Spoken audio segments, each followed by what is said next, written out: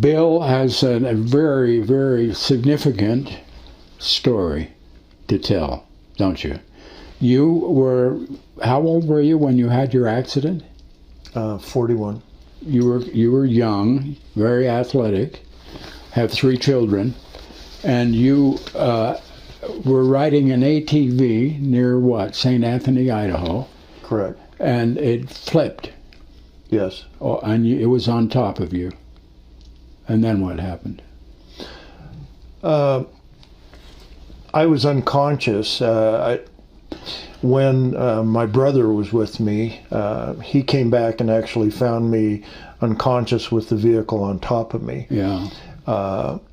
He was unable to get it off of me. I knew that I was very severely injured because I couldn't move anything. Yeah. And so I asked him to immobilize me as best he could so that I didn't inadvertently move. And he went to obtain help. He ran into a group of people, I think a couple of miles away from where we were. Eventually, they came back, helped remove the vehicle, and a helicopter was summoned to fly me to the Eastern Idaho Regional Medical Center. From where you left to come to the University of Utah. Right. Well, the extent of my injuries were of such a nature I needed to be in a Trauma 1 center. Yeah. And the 2 options were either to go to Boise or to the University of Utah. Yeah. And the fact that I lived in Salt Lake, I mean, the University of Utah was... Sure, was the thing to do. You are a paraplegic as a result of your accident. That's correct. And you have had, 2 near-death experiences, right? Right. Well, they were... the experiences were during a period that I was in a coma. I went into a coma probably within a couple hours of being transported to the hospital in Idaho, and then was subsequently flown by air ambulance down to the University of Utah. I really don't remember anything past Idaho. Yeah. But when I was brought down to the University of Utah, the prognosis was not good. They weren't sure that I was going to survive my injuries. My brother came down on the air ambulance with me. My mother at that time was living in California, and my younger brother was in Puerto Rico in the military. And so my brother was kind of really didn't know what to do. Yeah. And so he called my cousin and his brother-in-law to come up to the hospital to give me a blessing because of the prognosis. Yeah. You're not LDS. No, I'm not. They were, of course. They were. Gave you the blessing. And then what happened after you had the blessing? Well, during the course of the blessing, I was in a coma, and I could feel their hands on me. I could hear what was being said, but at the same time, people were gathering around me and placing their hands on me. Some of these people I knew, they were deceased loved ones, like grandparents, aunts, uncles. Some I didn't know, but yet they were still familiar to me. And they were all around you. Right, as the blessing was being given to me. Yeah. I could feel their hands being placed on my body at the same time. But the thing that was really confusing, I was seeing this from an elevated position. Yeah. And at first, I really didn't know what was going on. Then I recognized that the body that I was seeing below me was actually mine. And I just had a tremendous sense of that everything was going to be okay at that moment, that, you know, these people had gathered there to be with me. Yeah. And I really didn't know where it was going to go from there. Well, were you in a coma at that time? I was in a very deep coma. Well, so could this have been a hallucination? You know, I've asked a number of doctors about that because that was a question I had. And the thing that separates out a near-death experiences is that it remains crystal clear It's something that doesn't change with time. A hallucination, they told me, is very disjointed. A dream is something that will fade very quickly. It's hard to recall all the elements of the dream. Yeah. Where with the near-death experience, I mean, it remains as clear to me today as it did almost 30 years ago. Amazing. Because of the experience that I had, I mean,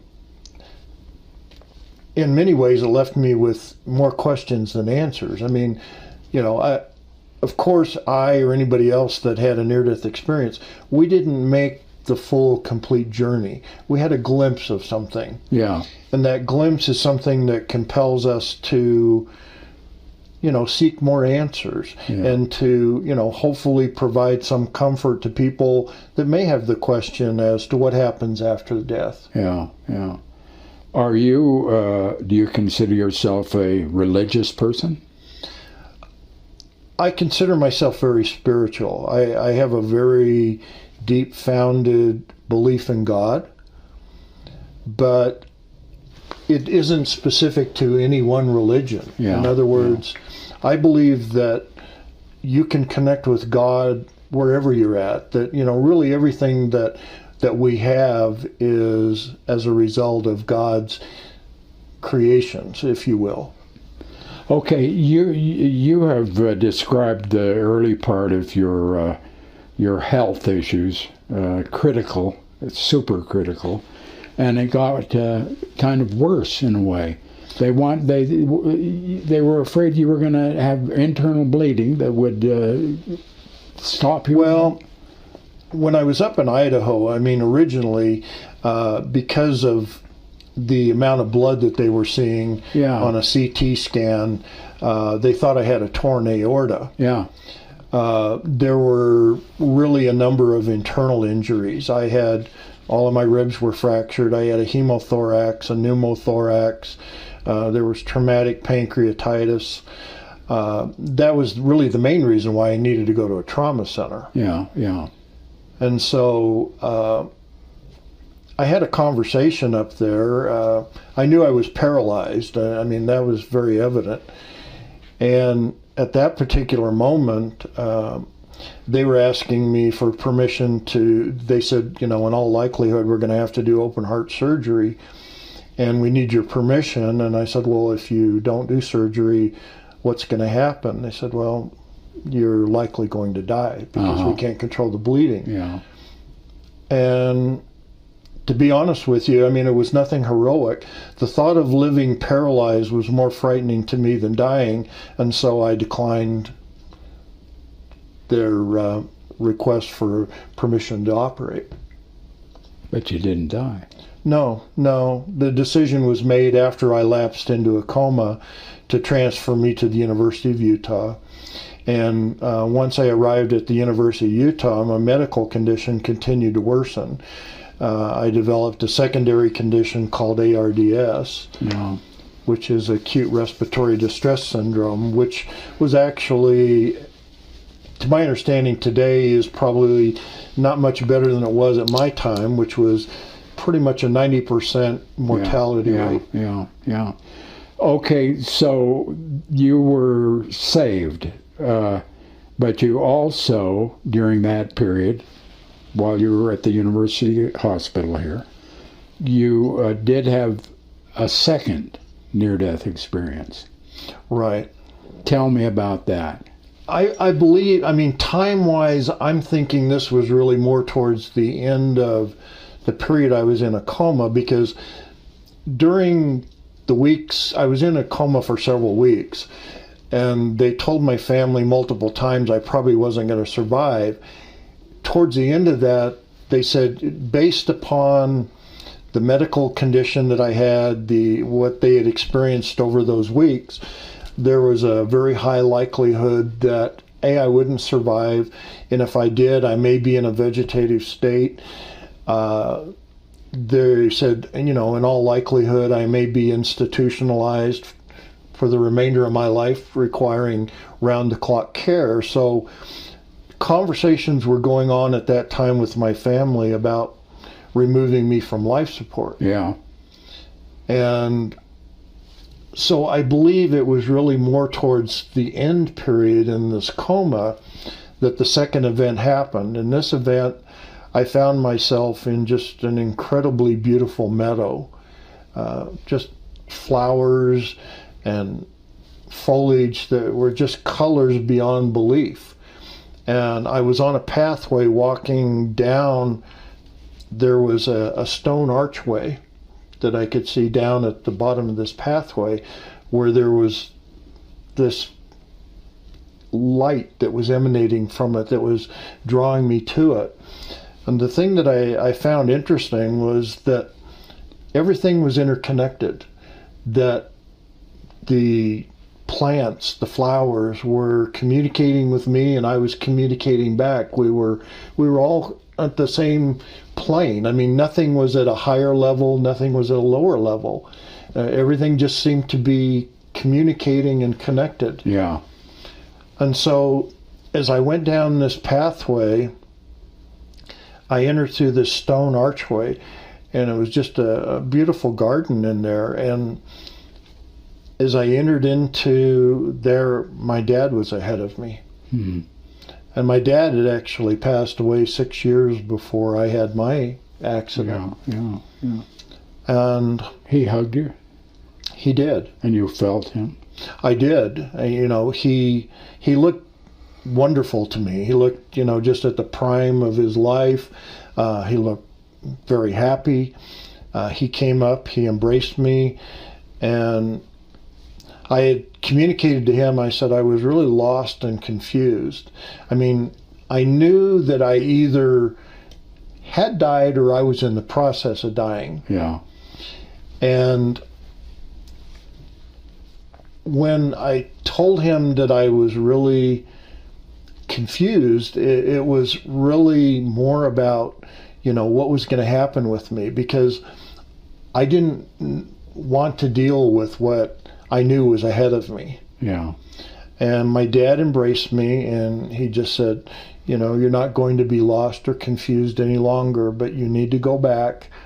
It's not your time. When it is, I'll be here for you. You, in a way, were connected to both realms, is that right? Oh, I was, yeah. Yeah. And the thing that's kind of amazing about that is that actually continued after I regained consciousness. What continued? That being in both realms. I mean, I'm very fortunate in the sense that I'm one of the few people that actually had other people present that could validate my experience. My cousin, I was able to share with him what was taking place during the blessing. And after I came out of my coma, I mean, I had people that I hadn't seen for a long time, people that I didn't even know that were coming up to the ICU. They actually had to set visitation schedules for them and limit the number of people, but they were coming in because of the presence that was being emanated by me. The aura. Mm-hmm. Yeah. And you had a whole new aura, even though you were... Oh, I did. My children were probably the most affected, in the sense that they said, you look like our dad, you sound like our dad, but you're not our dad. I mean, not in a negative sense. I mean, I had gone from a person that, I mean, I loved my children, but my connection, how I showed my love to them was by giving them things. Yeah. You know, not necessarily giving them of myself. Yeah. And now all of a sudden they're dealing with this person that really wanted to be connected with them and to express their love openly and share it with them. It changed your life, this experience. Oh, absolutely. You know, and that's the other element of a near-death experience that makes it really very different from anything else, is that they are life-changing events. Yeah.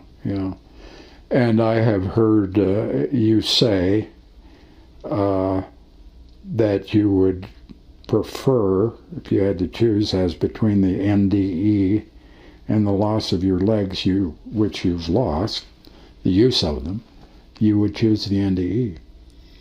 Oh, I would. The thing is that I believe that the near-death experience truly made me a much better person. Yeah, yeah. And that the gifts that I had really outweigh the losses. Are you a good father now? A better father?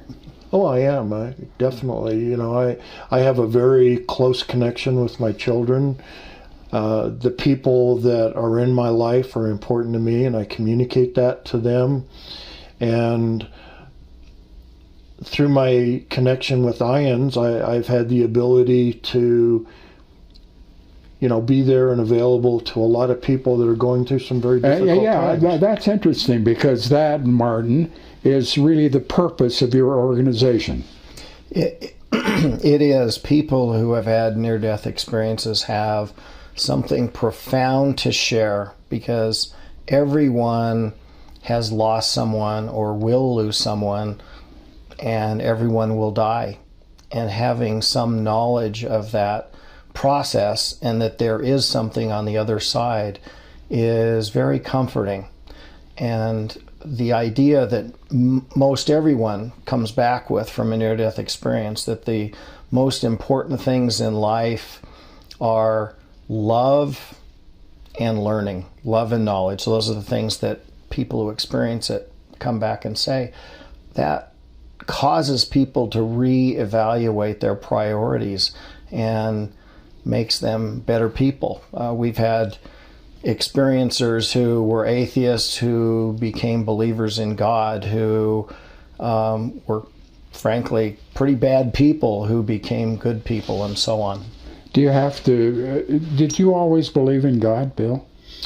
You know, I had a strong religious background as a child. I mean, my mother was Methodist, my dad was Catholic, so I had experience there. But the one thing that I think I struggled with, and I believe most of us do, is faith. You know, because faith is really subjective. You know, it's not something that you can go out and put your hands on. I mean, you can't, when you're low on it, go buy, you know, more faith. It's something that I struggled with. But when I had this experience, it's something that became really very firmly cemented within me.